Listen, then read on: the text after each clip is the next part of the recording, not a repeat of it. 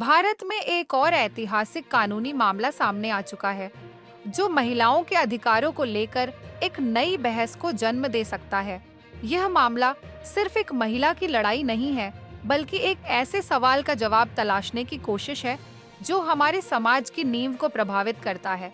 क्या हमारे व्यक्तिगत कानूनों को धर्मनिरपेक्ष कानून से बदल देना चाहिए? सफिया नाम की एक महिला ने सुप्रीम कोर्ट में याचिका दायर की है और अब यह मामला फिर से भारत में मुस्लिम महिलाओं के अधिकारों की बहस को तूल दे सकता है। कहानी केरल की रहने वाली सफिया की है, जो अब एक बड़ी कानूनी लड़ाई लड़ रही है।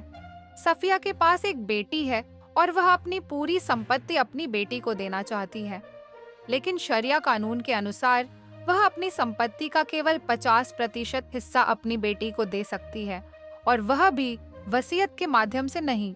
सफिया का कहना है कि वह एक गैर आस्तिक मुस्लिम महिला है और वह चाहती हैं कि भारतीय उत्तराधिकार अधिनियम 1925 के तहत उन्हें अपने संपत्ति के अधिकार मिले, न कि शरिया कानून के तहत।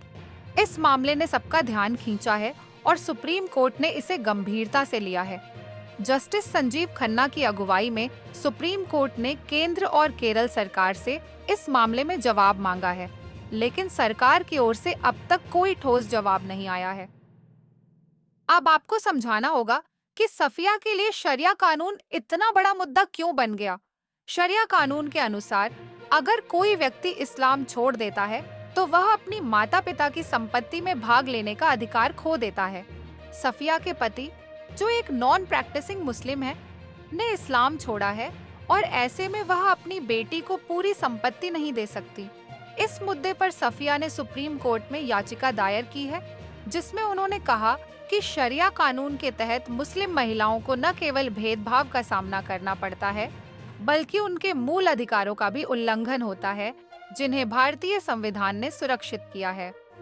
सफिया का कहना है कि शरिया कानून के तहत एक मुस्लिम व्यक्ति अपनी संपत्ति का केवल 1/3 हिस्सा ही वसीयत के जरिए दे सकता है, जबकि 2/3 हिस्सा उनके परिवार के अन्य सदस्यों को मिल जाता है। उनके लिए सबसे बड़ी चिंता ये है कि उनकी बेटी को उनकी संपत्ति नहीं मिल सकेगी, जबकि उनके भाई, जिनको डाउन सिंड्रोम है, या फिर उनके पिता के भाई उस संपत्ति पर दावा कर सकते हैं। क्या सफिया का यह मामला दूसरे शाहबानो केस जैसा बन सकता है? क्या इस मामले से फिर से मुस्लिम पर्सनल लॉ के खिलाफ एक बड़ा आंदोलन उठेगा? फिलहाल सरकार की प्रतिक्रिया न के बराबर है और सुप्रीम कोर्ट ने 4 हफ्तों के भीतर जवाब मांगा है। आपकी राय क्या है इस मामले पर? क्या आपको लगता है कि यह मामला भारत में एक और बड़ा कानूनी विवाद बन सकता है, जैसे शाहबानो केस था? क्या एक समान नागरिक संहिता का समर्थन करना जरूरी है? नीचे कमेंट बॉक्स में हमें अपनी राय जरूर बताएं और इस वीडियो को लाइक करें।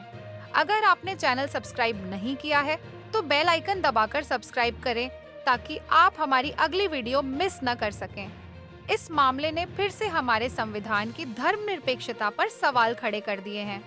क्या हमें व्यक्तिगत कानूनों को बदलने की जरूरत है?